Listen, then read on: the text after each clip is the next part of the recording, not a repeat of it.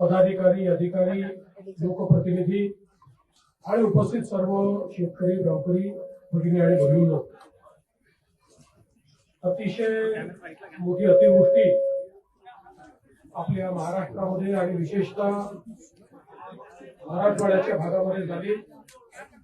लातूर जिल्हा असेल, धाराशिव जिल्हा असेल, बीड जिल्हा असेल, या ठिकाणी अक्षरशः ढगफुटी सदृश पाऊस झाला आणि त्यामुळे विशेषतः आपल्या नद्यांना पूर आला।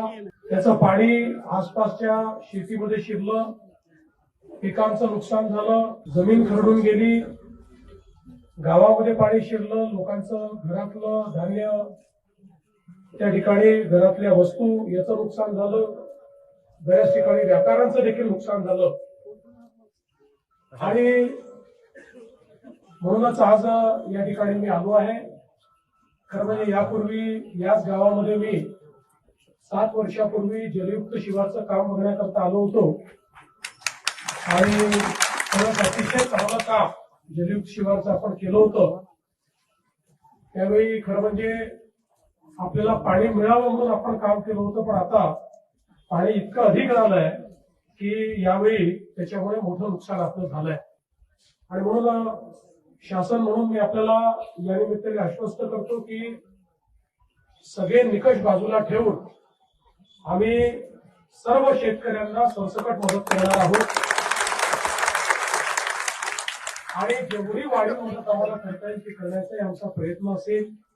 आणि एवढंच नाही तर ज्यावेळेस आपण टंचाई घोषित करतो, टंचाईच्या वेळी ज्या उपाययोजना आपण सगळ्या करतो याला टंचाईत समजून तशा प्रकारच्या सगळ्या उपाययोजना या ठिकाणी आम्ही लागू करणार आहोत। या ठिकाणी ज्यांच्या घरामध्ये पाणी घुसलेलं आहे त्यांनाही मदत करणार आहोत, ज्यांच्या दुकानाचं नुकसान झालंय त्यांनाही आपण पूर्णपणे मदत करणार आहोत। आणि केवळ या ठिकाणी आपली घोषणा नाही तर कालच पहिला हप्ता 2300 कोटी रुपयाचा आपण रिलीज देखील केलेला आहे। आणि आता जशी नुकसानीची सगळी पाहणी आपल्यापर्यंत पोहोचेल त्यावेळी जी काही अधिकची सगळी मदत आहे ही सगळी मदत आपण करणार आहोत। कुठल्याही परिस्थितीमध्ये शेतकऱ्यांना या ठिकाणी वाऱ्यावर सोडायचं नाही असा आपल्या सरकारचा निर्णय। यासोबत इन्फ्रास्ट्रक्चरचं देखील मोठ्या प्रमाणात नुकसान झालेलं आहे।